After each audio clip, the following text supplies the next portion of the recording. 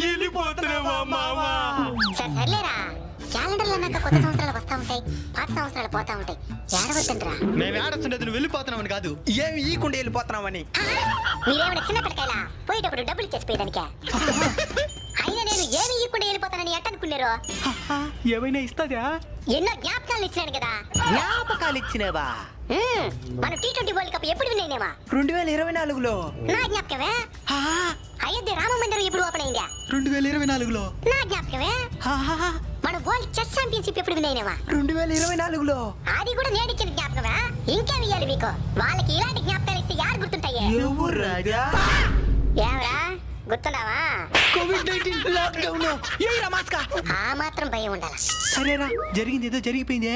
ఇక మీద మన భవిష్యత్తు మీద శ్రద్ధ పెడదాం అనుకున్నా. అడు తిరిగి నా మీదగా వస్తాడు అనుకున్నా. బాగుండవా మావా? బాగుండదు బా.